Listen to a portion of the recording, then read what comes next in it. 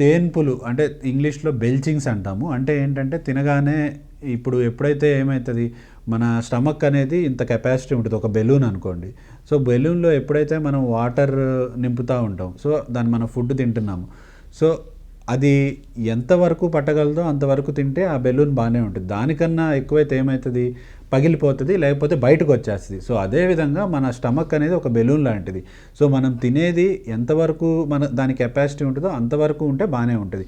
దానికన్నా మితంగా తిన్నప్పుడు ఏమవుతుంది, ఒకటి వెనక్కి రావడం, సో దాన్ని రిఫ్లెక్స్ అంటాము. సో మన కెపాసిటీకి మించి ఎక్కువ తినడం. ఇంకోటి అది quantity. Next quality of the food. So ఎలాంటి క్వాలిటీ అంటే ఫ్యాట్స్ కానీ, ఎక్కువ ఆయిల్ పదార్థాలు కానీ, లేకపోతే ఈజీగా అరగని పదార్థాలు అంటే ఫర్ సపోజ్ నాన్ వెజ్లో మటన్ కానీ, సో ఇట్లాంటివి తిన్నప్పుడు ఏమవుతుంది, ఫుడ్ సరిగ్గా అరక్క దాని నుంచి వచ్చే ఆ ప్రోడక్ట్స్ ఎక్కువసేపు కడుపులో ఉండిపోయి ఫెర్మెంటేషను లేకపోతే గ్యాసెస్ రిలీజ్ అయ్యి అవి మనకి పుల్లటి తేనెపుల్లాగా ఎక్సెస్ గ్యాస్ ప్లస్ యాసిడ్ రెండు కలగలిపి మనకు ఒక పుల్లటి తేనుపులాగా వెనక్కి వస్తుంది.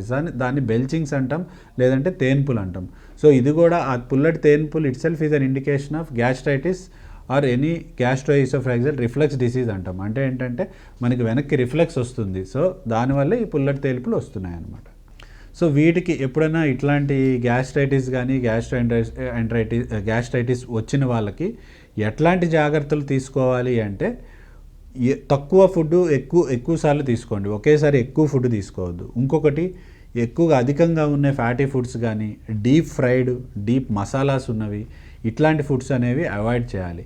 సో తిన్న వెంటనే నేను ఇందాక చెప్పినట్టు తిన్న వెంటనే లిక్విడ్ అనేది తీసుకోవద్దు, వాటర్ అనేది. సో తిన్న తర్వాత అట్లీస్ట్ ఒక half an hour to 1 hour gap ఇచ్చి వాటర్ కన్జ్యూమ్ చేస్తే మనకు ఆ రిఫ్లెక్స్ అనేది ప్రివెంట్ అవుతుంది. తిన్న వెంటనే పడుకోకూడదు. సో తిన్న తర్వాత అట్లీస్ట్ ఒక 2 to 3 అవర్స్ పడుకోవడానికి గ్యాప్ ఇవ్వాలి.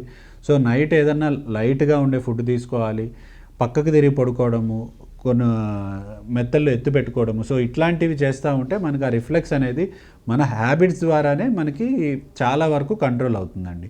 ఎప్పుడైతే మన హ్యాబిట్స్ బియాండ్ ఇంకా అది కంట్రోల్ చేసుకోలేకపోతున్నా, కొంతమందికి ఇందాక చెప్పినట్టు బరువు అధికంగా ఉన్న వాళ్ళకి బరువు తగ్గించుకోవాలి, రోజు వాకింగ్ చేయడం. షుగర్ ఎక్కువ ఉన్న వాళ్ళకి షుగర్ కంట్రోల్ చేసుకోవాలి. ఎందుకు అంటే షుగర్ ఎక్కువ ఉన్న వాళ్ళకి పేగుల కదలికలు, అంటే లాంగ్ టర్మ్ షుగర్ ఎక్కువ ఉన్న వాళ్ళకి పేగుల కదలికలు తక్కువ ఉంటుంది, దాన్ని డయాబెటిక్ గ్యాస్ట్రోపెరిసిస్ అంటాం. సో దానివల్ల ఫుడ్ అక్కడే ఉండిపోయి రిఫ్లెక్స్ వచ్చే అవకాశం ఉంటుంది. ఆల్కహాల్ స్మోకింగ్ తాగే వాళ్ళకు కూడా ఈ డైజెషన్ శక్తి కానీ, లేకపోతే ఈ పెరిస్టాల్సిస్ అంటే ఫుడ్ ముందుకు వెళ్ళడం అనే ప్రక్రియ కానీ చాలా తగ్గుతుంది.